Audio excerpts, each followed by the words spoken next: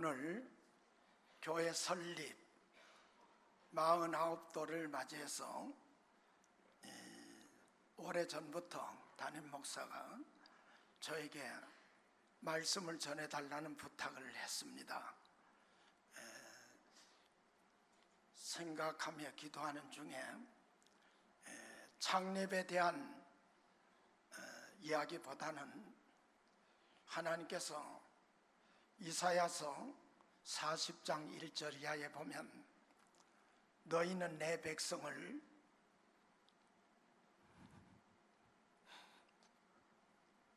위로하라. 너희는 내 백성을 위로하라. 정다이 그들에게 말하라. 는 말씀이 자꾸 떠올라서 이 시대를 사는 우리 성도들에게 하나님께서 얼마나 위로하시기를 원하시는가 하는 생각이 간절해서 오늘 어떻게 보면 교회 설립과는 별로 관계없이 위로의 말씀을 증거하려고 합니다. 대독교 올린 하나님 말씀 보면 너희는 여호와 즉 야훼 하나님을 만날 만한 때에 찾으라. 가까이 계실 때에 그를 부르라. 그러면 그가 너희를 만나 줄 것이다. 너희에게 응답할 것이다. 이 말씀을 중심으로 하나님을 만날 만한 때에 찾으라. 즉 하나님을 만날 만한 때에 대하여 생각하며 은혜를 나누고자 합니다. 하나님께서는 시간적으로 우리와 한시도 떨어져 있지 않습니다. 하나님께서는 공간적으로도 우리와 늘 함께 하십니다. 더군다나 독생자 예수 그리스도를 이 땅 위에 보내실 때에 선포하시기를 아들을 낳으리니 그의 이름을 임마누엘이라 하라. 임마누엘, 엘은 하나님이죠. 임마, 하나님께서 너희와 함께 계신다. 예수님께서 세상에 탄생하신 이후로는 더더군다나 하나님께서 택한 백성들에게 늘 함께 계시는 것입니다. 그럼에도 불구하고 즉 시공간적으로 하나님께서는 그 택하신 백성과 늘 함께 계시는데도 불구하고 어째서 하나님께서는 이사야 선지자를 통하여 하나님을 찾으라고 하실까요? 만날 만한 때가 있다고 하실까요? 구약이라고요? 신약에도 같은 말씀을 하십니다. 너희는 회개하고 내게 돌아오라. 탕자처럼 돌아오면 모든 것이 회복되리라. 그러면 아버지의 마음이 탕자를 둘째 아들을 한시라도 떠난 적이 있을까요? 부모 되신 여러분, 아무리 속을 새기는 아들딸이라도, 가출을 한 아들딸, 소식이 없는 아들딸이라도 여러분들 마음에서 그 아들딸을 포기한 적이 있습니까? 하나님께서는 이사야 성경 49장에 보면 이렇게 말씀합니다. 너희가 너희 젖먹이를 잊어버리고 그리고 내 태에서 나온 아들을 잊을지라도 나 여호와는 너희를 잊지 아니하리라. 너희 이름을 내 손바닥에 새기며 늘 기억하리라. 이 하나님 말씀이에요. 그런데 문제는 무엇인가 하면 하나님께서 늘 함께 계시는데도 우리가 하나님을 떠나 사는 거예요. 하나님께서는 늘 우리와 함께 계시는데도 우리가 하나님을 잊고 사는 거예요. 그런 상태에 있는 이스라엘 백성들에게, 그런 상태에 있는 오늘의 성도들에게 하나님께서는 하나님께로 돌아오라, 그를 부르라, 기도하라. 그러면 어떤 일이 일어나는가? 이사야 성경 55장 1절에 쭉 전체를 읽어보면 하나님께서 너희가 하나님께로 돌아오고 하나님께 기도하고 만나면 영혼이 바로되고, 영혼이 잘되면 범사도 형통하고, 그리고 강건하기를 내가 하나님이 원한다, 그렇게 말씀해요. 예레미야 성경 29장 11절 말씀에 보면 나 여호와가 말하노라, 너희를 향한 나의 생각은 내가 아나니 고난을 주려는 것이 아니요 너희에게 평안을 주며 너희 장래에 소망을 주려는 생각이라. 우리를 향하신 하나님의 생각은 아담을 창조할 그때부터 단 한 번도 변한 적이 없어요. 너희를 향한 나의 생각은 고난을 주려는 생각 아니다, 평안을 주려는 생각이다.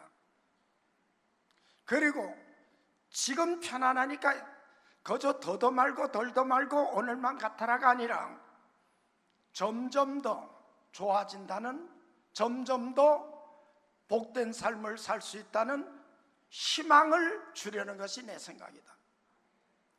예레미야 애가서 3장 33절에는 인생이 근심하며 고생하게 한 것은 나 야훼의 뜻이 아니니라. 요즘 국내외적으로 얼마나 어려우세요. 우리나라 사람들의 특징이 있다고 해요.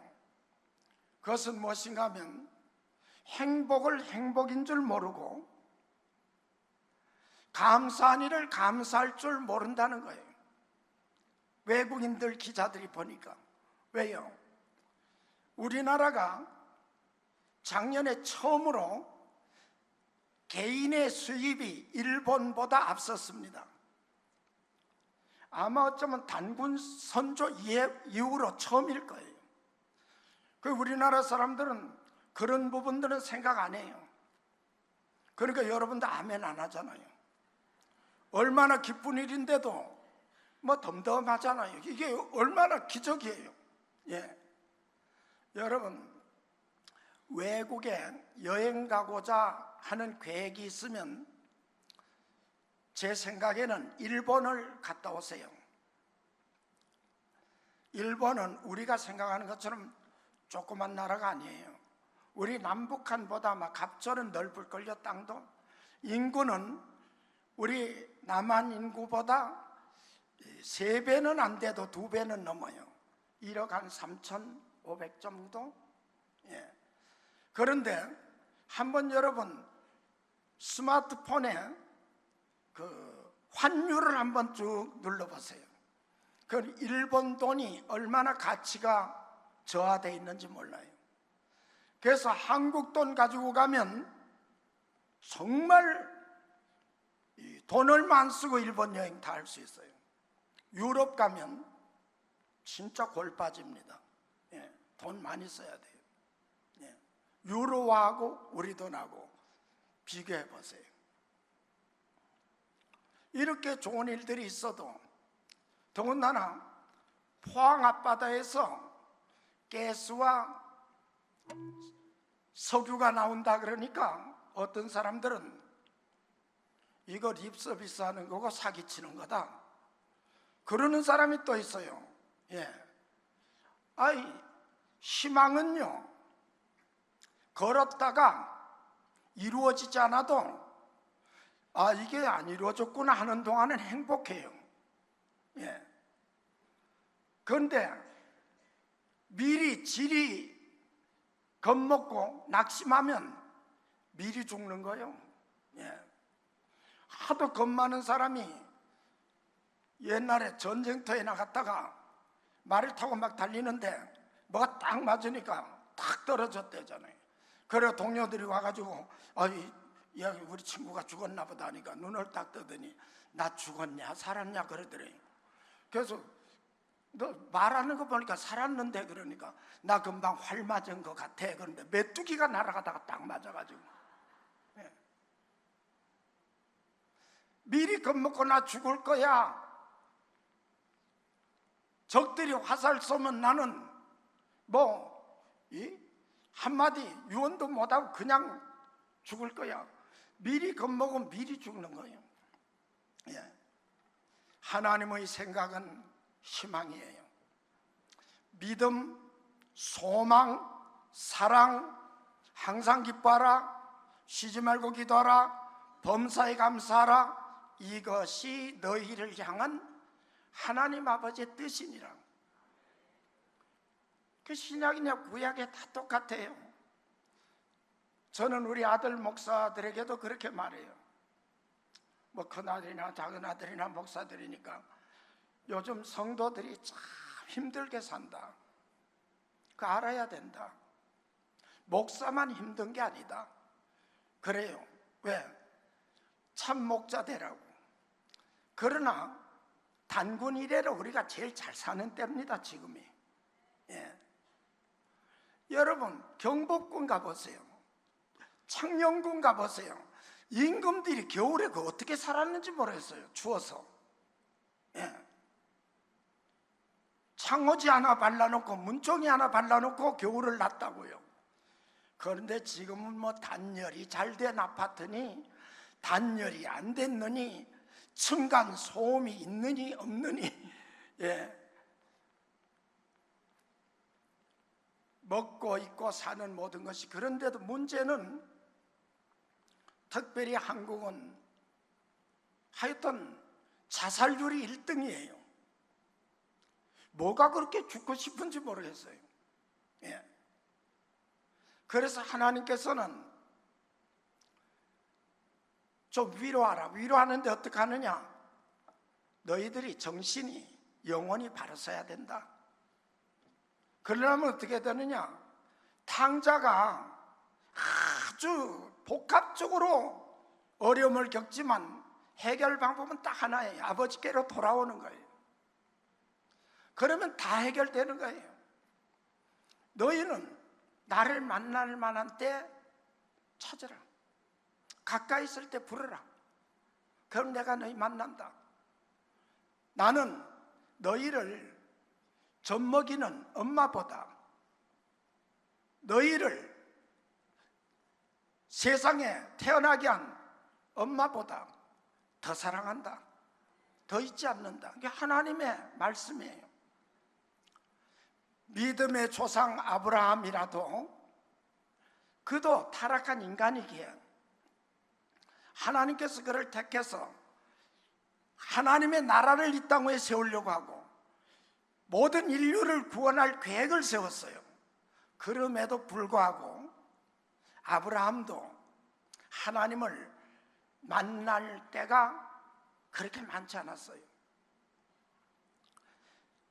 아브라함의 일생에 하나님께서 5번을 아주 아브라함이 다 알아들을 수 있도록, 큰 위로가 될 수 있도록, 용기가 될 수 있도록, 희망을 가질 수 있도록 만나주신 경우가 있어요.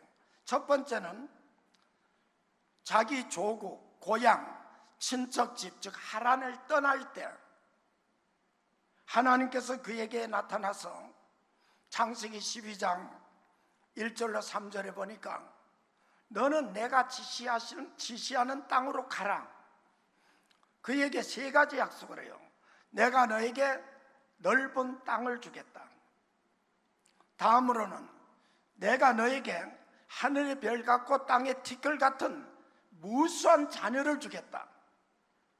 3번째는 너에게 큰 부귀영화, 재산과 재물과 적들이 너를 존경하고 부러워할 정도의 영예를 주겠다. 아브라함이 그렇게 약속해요. 네. 그래서 아브라함이 용기를 내고 자기 조국을, 자기의 고향을, 자기의 친척, 친구들을 떠나서 가나안 땅으로 간 거예요. 두 번째는 창세기 13장 14절로 17절에 보면 아브라함에게 하나님께서 이 많은 복을 약속하셨는데 당장 자식이 없는 거예요. 그래서 아브라함은 성경에 보니까 자기가 기르고 있는 롯이 조카가 대를 이어서 이렇게 거대한 민족을 이루어도 이만해도 족하다, 그 생각을 가졌는데 하나님께서 아브라함과 함께한 롯도 복을 얼마나 많이 주시는지, 롯의 즉 조카의 목동들과 삼촌인 아브라함의 목동들이 더 좋은 초장을 차지하려고 싸우는 거예요. 그래서 아브라함이 이것은 옳은 일이 아니다, 부끄러운 일이다. 우리가 저 이란, 터키 저 북쪽으로 그 하란에서 여기에 외국에 와서 사는데 삼촌인 나와 조카인 네가 이방인 가운데서 다투고 싸우는 몰골을 보여서 되겠냐? 그러니 우리 화평하자. 네가 우하면 나는 좌하고 네가 좌하면 내가 우할게. 네가 먼저 택해라. 그런데 욥이 그 당시에는 소돔성이 멸망당하기 전이라 하나님의 동산 같다, 에덴 같다고 했습니다. 그것을 딱 택했습니다. 그래서 조카 롯을 자기의 대를 이을 줄로 기대했던 조카가 떠나갔습니다. 그때에 하나님께서 아브라함에게 나타나서 다른 말씀 아니에요. 창세기 12장에 약속하신 내용을 그대로 반복해서 아브라함에게 말해요. 같은 말이지만 하나님께서 나타나서 말씀하니까 아브라함은 또 큰 위로를 얻었어요. 용기를 가졌어요. 희망을 품었습니다. 세 번째는 창세기 14장 1절 이하와 15장 1절에서 5절 보면 롯이 거처하고 있는 소돔성을 그 주변에 있는 4개국 왕들이 연합전선을 펴서 쳐들어와 가지고 소돔 고모라를 다 멸망시키고 정벌하고 포로들을 끌고 가고, 물론 롯의 식구들도 포로로 끌려가고 금은보화 보물들을 다 뺏겼습니다. 그 소식을 듣고 아브라함이 기도를 드리고 자기 집에서 훈련을 시키던 목동이요 군인인 318명을 거느리고 그 연합군 세력들이 승리에 도취되어서 먹고 마시고 그냥 취하여 나가 떨어지고 있을 때에 느닷없이 기습해가지고 그들을 다 처치하고 빼앗겼던 보물만 가져온 게 아니고 소돔성까지 침공해 오면서 여러 나라에서 탈취한 재물까지 다 뺏어오고, 그리고 포로들도 다 데리고 왔습니다. 그때 유명한 일이 일어났죠. 소돔 왕이 아브라함에게 와서 큰절을 하고 우리 포로만 다 사람만 돌려주고 재산은 당신이 취하소서. 그 사렙이에요, 사렙이. 그때 아브라함이 말하죠. 내 조카의 가족들만 내게 돌려주소서. 그리고 재물은 왕께서 다 가지세요. 이유를 설명했습니다. 훗날의 사람들이 말하기를 아브라함이 소돔 왕에게서 받은 선물로 저렇게 성공했다. 그러면 하나님께 돌릴 영광이 당신에게 돌아가지 않겠냐. 그러니까 나는 하나님께 영광을 돌리며 살고 싶다. 재물은 다 가져가시오. 조카 가족만 주시오. 그리고 단 11조만 나에게 주는 것이 아니라 대제사장 멜기세덱에게 주세요. 그것은 하나님 것이기 때문입니다. 그때에 하나님께서 나타나서 아브라함에게 동일한, 내가 너에게 넓은 땅을 주겠다, 너에게 많은 자녀를 주겠다, 너에게 성공해서 영예를 사람들이 존경스러워하는 그런 대상 되게 해주겠다. 그 똑같은 약속이에요. 변하죠. 문장을 보면 거의 동일해요. 예. 그 다음에는 네 번째로는 아브라함이 자녀가 없잖아요. 그런데 아내 사라가 그럽니다. 나는 벌써 나이가 많아서 생산할 능력을 잃었으니 내 몸종 애굽 여자 하갈을 취해서라도 당신 대를 잇고 우리 집안을 이렇게 세워야 되지 않겠습니까? 아마 몇 날 며칠 설득했겠죠. 그래서 여종이 아브라함과 합방해서 사실상 아브라함이 맏아들을 낳았어요. 그 이스마엘이잖아요. 이스마엘 만만하게 보면 안 돼요. 지금 전 세계에 있는 무슬림 회교도들은 다 이스마엘 자녀들이에요. 예. 엄청난 거예요.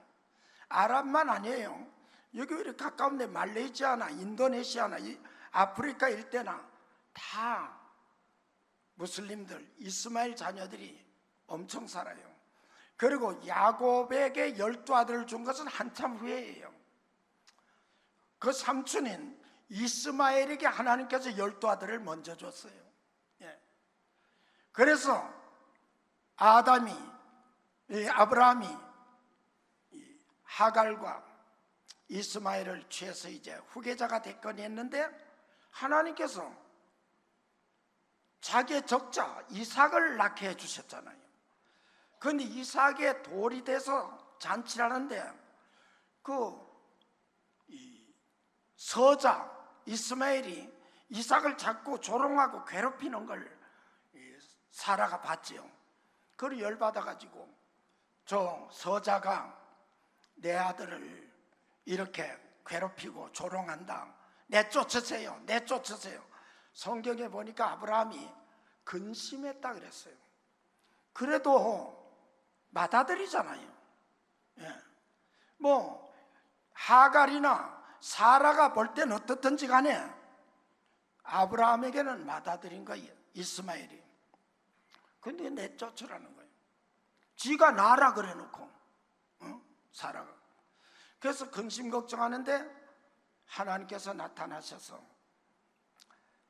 이스마엘과 하갈을 내보내는 것을 두려워하지 마라. 내가 그들에게도 이삭과 같이 큰 복을 주겠다, 큰 나라를 이루게 하겠다, 넓은 땅을 주겠다, 위로하는 게 내보낸 거예요. 그리고 마지막으로는 창세기 22장 16절에 유명한 사건이에요. 100세에 낳은 아들 이삭을 지시하시는 산으로 가서 양처럼 잡아서 제단에 올려놓고 불을 태워서 제사를 지내라는 거예요. 제물로 바치라. 그 참 이스마엘도 내쫓으라 그래서 내쫓았는데 또 줄 때는 언제고, 이거 죽이면 하나님께서 내게 주신 약속은 어떻게 되느냐 따지지도 않고 그는 아침 일찍 일어나 나귀의 안장을 채우고 그리고 이삭에게 장작을 메고 가게 하고 그리고 산으로 올라가는데 이삭이 묻지요. 아버지요, 불도 있고 나무도 있는데 제물로 바칠 양은 어디 있습니까? 그 말 들었을 때 아브라함의 마음이 어땠겠어요? 자기가 제물인데 그러니까 사실상 말을 둘러댄 거예요. 제물은 야훼께서 자기 산에서 예비하셨을 거야. 그 거짓말이잖아요. 둘러댄 거잖아요. 왜? 이삭을 잡으려고 했잖아요. 실제로. 그렇게 칼을 빼들어서 이삭을 제물로 잡으려고 할 때 하나님께서 아브라함아 아브라함아, 내가 네 아들 내 독자 이삭에게 아무 일도 하지 마라. 그런데 보니까 산양이 수풀에 뿔이 걸려 있었죠. 그래서 아들과 함께 하나님께 제사를 드렸을 때 끝나니까 하나님께서 동일한 음성으로 아브라함과 이삭이 같이 듣도록 내가 너에게 넓은 땅을 주겠다. 너 동서남북을 바라봐라. 좌우 앞뒤로 행해보라. 내가 밟은 땅, 내가 바라보는 땅 전부 주겠다. 그리고 이삭은 지금 하나지만, 독자지만 하늘의 별 같고 땅의 티끌같이 자녀가 무수하리라. 또 대를 이어갈수록 내가 하늘의 복과 땅의 이슬의 축복과 모든 복을 내게 주리라. 5번 하나님께서 아브라함에게 나타나셨어요. 아브라함은 장수하셨어요. 그런데 5번이에요. 아브라함이라고 해서 늘 하나님 그렇지요? 그래. 이리 갈까요? 그게 좋겠다. 오늘 아침 뭐 해 먹으면 좋을까? 이러고 산 게 아니에요. 하나님을 잊은 채로 사는 때가 많았어요. 그러니까 자기 아내를, 자기 마누라를 누이 동생이라 그러고 아비멜렉 블레셋 왕에게 사실상 인신매매한 거예요. 아브라함이. 예. 요새 우리 권사님들, 여집사님들 남편에게 너무 심하게 하지 마세요. 저도요 할 말이 있어요. 네. 저는 집에서 지금 어제 권사님들 중에 그러더라고요. 우리 영감님은 내 마음에 들지 않는다. 50점 줄 수 있다 그래요. 그래서 내가 그 권사님에게 권사님은 대단하시다고, 제 처는 나한테 20점 준다고 그랬어요. 우리 집 강아지는 90점 주고 나는 20점 주고. 그래도 내가 할 말이 있는 게, 내가 당신을 팔아먹은 적은 없잖아. 아브라함이 뭐 그렇게 믿음의 조상이라니까 뭐 굉장하게 선하고 의롭고 뭐 경건하게 산 줄로 생각하는데, 참 미안합니다. 이 믿음의 조상에게 이렇게 말하면 안 되는데, 그래도 한문을 아는 분을 이해할 거예요. 그런 놈도 드물어요. 놈은 그 자라는 놈 자자예요. 그냥 그 사람이라는 뜻이에요. 진짜 그런 놈도 드물어요. 왜? 여러분 중에 한 분도 장로님들 아내를 팔아먹은 분 없잖아요. 진짜 드문 거 아니에요. 아브라함 갖다 놓으면 그분이 유일한 거예요. 그리고 아브라함이 처음 부르심을 받았을 때도 약속의 땅으로 바로 안 가요. 딱 보니까 티그리스 유프라테스 강 하구에 보니까 삼각주지대 정말 비옥하거든. 거기 왔다가 주저앉았었어요. 근데 하나님께서 또 떠나라 그러니까 떠났지. 하나님께서 아브라함에게 나타났을 때, 만났을 때가 어떤 때이냐? 5번의 경우 공통점이 있습니다. 그건 뭔가 하면 결정하기 힘든 일이 있을 때, 또 공포와 두려움이 몰려왔을 때, 또는 이제는 죽었다, 이제는 망했다. 거기에 연합군 세력을 얼떨결에 다 물리쳤지만 아브라함은 이방인 1세잖아요. 이민 1세인데 그 주변 나라가 저 아브라함이라는 놈이 우리 왕들에게 이렇게 했대요. 그러면 죽은 목숨이거든요. 그 시대는. 그럴 때마다 하나님께서 나타나셔서 그에게 동일한 음성이지만 말씀하실 때 큰 위로와 용기를 얻은 거예요. 성경에 보면, 로마서 15장에 보면 무릇 성경에 기록된 모든 말씀은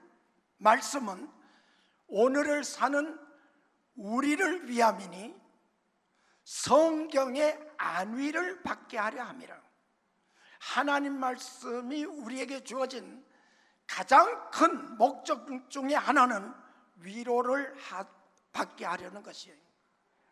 성경 많이 읽으면요, 위로가 넘쳐요. 기쁨이 넘쳐요. 혼자도 마치 우리 시대로 말하면 미국 사람을 양키라 그랬는데 미제는 다 좋은 줄 알았거든요. 그래서 제일 저 사람 희죽희죽 웃으면 저놈 저거 왜 실없이 웃어, 양키 빈지갑 주웠나 이랬다고요. 예. 그 정신 나간 사람처럼 희죽희죽 혼자 웃으면 너는 왜 웃니? 이해를 못하는 거예요. 간증을 들으면 아, 그래, 하나님이 그렇게 살아계신 거야? 요전에 스웨덴에서 제 바로 밑에 동서 부부와 조카가 이렇게 왔었어요. 왜냐하면 그 아버지가 한국화랑협회 회장이신데 돌아가신 때에 좀 많이 우리 문화공보부에 기증을 했어요. 그래서 기념사업으로 과천에 있는 동양미술 그 박물관을 6개월 동안 그 동서의 아버님 기념하는 기념사업을 했어요. 그래서 이제 아들이요 손자요 며느리니까 왔고, 저도 그 맏아들 되는 분이 같이 오면 좋겠다 그래서 갔거든요. 다 관람하고 그 카페에 앉아서 차를 마시는데 그 조카, 스웨덴에 있는 조카한테 제일 큰 형수 되는 분이 물었어요. 넌 하나님을 믿냐? 그러니까 예, 그랬나 봐요. 그러니까 어떻게 믿냐? 그러니까 얘가 그 큰어머니한테 그러더래요. 내 마음에 계신데요? 그런다고 저에게 이야기를 하더라고요. 걔가 스웨덴에서 변호사예요. 아주 멍청한 애는 아니에요. 마음에 계신데요? 그런다고 참 쟤는 진짜 예수 믿는 거라고. 하나님께서는 우리 마음에 계실 때 위로와 기쁨과 감사와 희망이 넘쳐나게 하는 거예요. 그래서 성령이 오시면 그런 거예요. 하나님께서 이스라엘 백성도 보면요, 애굽 땅에서 이유도 없이 그 원망 잘하고 아주, 하나님께서 그랬잖아. 너희는 목이 곧고 아주 나쁜 놈들이라고. 그런데 그 백성을 값없이 해방시켜서 모세를 통해서 홍해를 건너고 광야로 나와 가나안 복지를 약속했잖아요. 그런데 광야에서 무엇을 합니까? 이스라엘 백성들이 계속 걸핏하면 원망하는 거예요. 그래도 하나님께서는 가나안 복지에 대한 꿈을 계속 심어주면서 광야를 40년 동안 통과하게 해요. 왜? 사랑의 하나님께서 애굽에서 구원해서 바로 젖과 꿀이 흐르는 가나안 땅으로 싹 들어가게 하시지 광야 40년을 통과하게 할까요? 그 우리의 모습이에요. 우리가 예수 믿고 바로 그 이튿날 죽으면 얼마나 좋겠어요, 천국 가면. 그런데 광야를 살아가게 하시는 거예요. 하나님의 영광을 위한 장성한 성숙한 신앙인을 만드는 거예요. 야고보서 5장에 말씀하시기를 너희가 인내하는 자를 복되다 하나니 욥의 인내를 들었고 하나님께서 그에게 주신 결말을 보았느니라 라고 했어요. 욥기서 1장 1절에 보면 하나님 말씀이에요. 구수 땅에 욥이라 하는 사람이 있는데 그는 순진하고 정직하여 그렇게 하나님을 경외하는 자가 다시 없더라 그랬어요. 42장에 가서도 마찬가지예요. 하나님의 판단이에요. 그런데도 욥기서 1장 중반부터 보면 욥이 인간이 겪기에 힘든 고난은 다 당하는 거예요. 온몸에 악창이 나고 친구들이 와가지고 넌 벌 받은 거야, 죄 짓지 않은 놈은 이런 적은 본 일이 없어, 그걸 갖다가 막 30여 장 동안 계속 공격하는 거예요. 마누라도 와서 하는 말이 너는 여호와를 맞대면하고 저주하고 죽어라 막 이러는 거예요. 부인도. 예. 그런 욥이 욥기서 42장에 보면 욥이 하나님께 복을 받는데 욥의 모년에 받은 복이 욥이 욥기서 1장에 받았던 복과 딱 갑절이에요.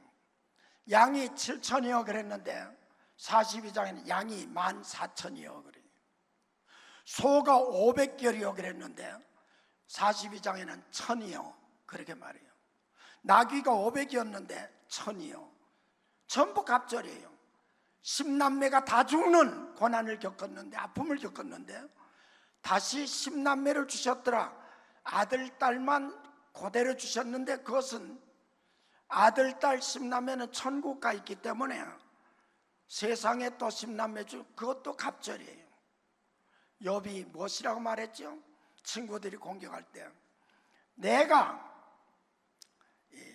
연단을 받은 이후에는 정금처럼 나오리라. 그는 알았어요. 하나님께서 왜 고난을 주시는지. 예. 저는 그냥 간단히 아는 분은 알겠지만 제가 목사가 돼서 49년 전에 개척을 했죠. 오늘 딱 날짜로 오늘이에요. 1975년 6월 9일. 내년에는 50주년은요 딱 그 요일과 날짜예요. 1975년 6월 9일 월요일. 내년이 월요일이에요. 6월 9일이에요. 예. 제가 30살 청년 때 개척했는데 돌이켜보면 저보다 연세 높으신 분들이 30살짜리를 목사님 했던 거 생각하면요 아찔해요. 하나님께서 감동 안 했으면 어떻게 그런 생각 가지게 하셨고 목회를 할 수 있었을까? 저는 할아버님이 의사예요, 목사예요. 일정 시대 때 할아버님이 평양 감옥에 있다가 해방과 더불어 석방돼 나오셔서는 시국이 하도 예측 불가하니 이렇게 한 곳에 몰려 있다가 변을 당하면 우리 김해 김갓집 이 집안이 무너지겠다. 그래서 형님을 평안남도 용강이라고 하는 도산 안창호 선생 고향과 같아. 할아버지 아버님은 그리 보니 큰 집 보내고, 저는 할아버님의 여동생이 목회를 하고 있었어요. 그래서 그 교회로 보내고, 제 동생 둘은 할아버님, 할머님, 아버님, 어머님과 평양 집에 남았는데, 그랬는데 할아버님께서는 제 대고모님에게 인계를 하면서 그러셨어요. 너는 한낱굿이라느니라. 대고모님이 일러줘서 아는 거예요. 그건 우리말로 말하면 넌 사람굿이란다. 그 마지막 축복이에요. 어머님께서는 대고모님에게 날 인계하면서 너는 김해 김갓집 종자 백성 노릇이나 하려무나. 그래, 어머님이 축복인지 요즘 와서 보니까 악담인지 종자하라 그래서 아들만 낸단 거예요. 종자들만. 그런데 할머님은 할아버님 의사지 이러니까 시골에 목회를 해도 늘 뭐 돈 대주고 이러니까 돈 버는 걸 몰라요. 한 달이나 두 달이면 고향 갈 줄 알았는데 지금 77년이 돼도 못 가잖아요. 네. 그러다 보니까 저를 고아원에 갖다 맡겼고 죽을 고비를 많이 넘겼습니다. 19살 때는 고아원에도 못 있습니다. 요즘 탈북자는 집도 주고 대학까지 가면 등록금도 다 무료더라고요. 우리 때는 나올 때 돈 10원도 없어요. 집도 안 줘요. 그 19살 때 이제 12월 27일 날 나오면서 책가방 들고 오니까 요전에도 수원 찾아왔었는데 그 동생 이모 걔가 담요 한 장 들고 오더니 야, 네 잠은 안 잘락하나? 담요 가가래 그러더라고요. 그 책가방에 담요 하나 얹고 갈 곳이 있어야지. 그래서 헌책방에 가가지고 보니까 쇼펜하우어의 삶과 죽음의 번뇌라는 책이 눈에 딱 들어오더라고요. 나하고 딱 맞더라고 주제가. 그래서 딱 사고 약국에 가서 수면제를 달라고 하니까 안 주더라고요. 조금 주더라고요. 그래서 5군데 가서 사도 모아서 주머니에 넣고 나니까 원장님이 2,000원 줬는데 돈이 다 떨어졌어요.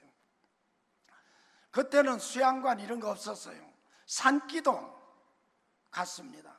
소나무 하나를 붙들고 담요 덮어쓰고 책가방 깔고 앉아서 간절히 사흘간 기도드리는데 그냥 짧게 말씀드리려니까 요약을 할 수밖에 없습니다. 사흘째 되는 아침에 제 오감이 다 알 수 있도록, 보이고 느끼고 할 수 있도록 하나님께서 나타나셨어요. 그런데 어디서 그런 위로와 희망과 용기가 나는지 그 산에서 딱 떠내려면 그땐 대구 향촌동이 대구 중심이 명동이었거든요. 중앙에 딱 떨어질 것 같아 한 발에.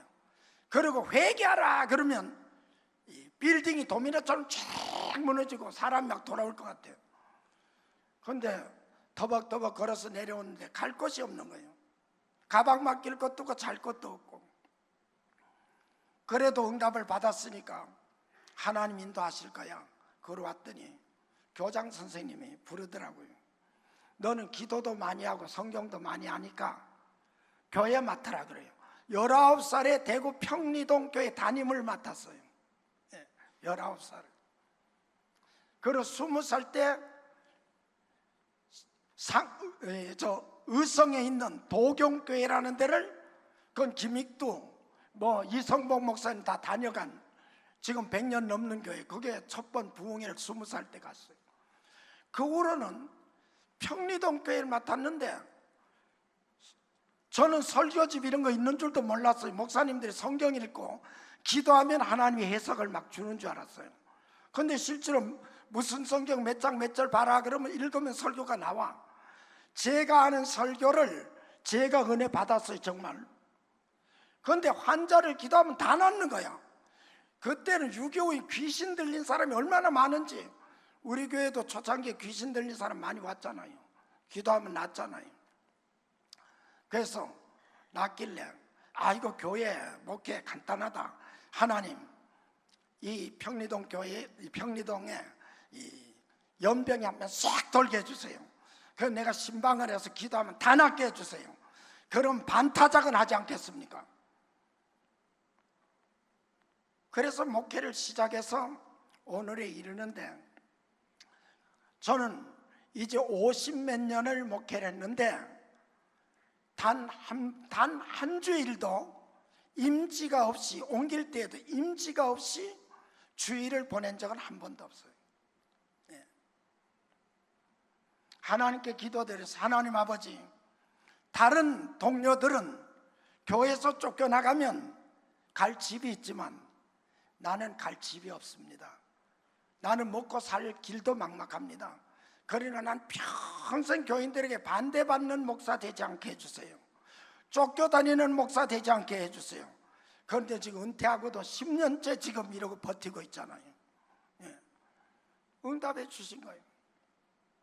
그리고 다른 간증은 할 것도 시간이 없지만, 여러분, 저의 자랑이나 무용담을 얘기하는 게 아니에요.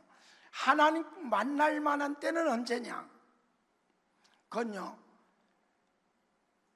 실망했을 때나, 절망했을 때나, 슬플 때나, 괴로울 때나, 병들었을 때나, 아니면 배신을 당했을 때나, 망했을 때나, 한마디로 말하면 공포가 밀려오고 두려움이 밀려오고 낙심이 되고 희망이 끊어지고 어려움이 닥쳐왔을 때는 하나님께서 여러분 부르시는 겁니다.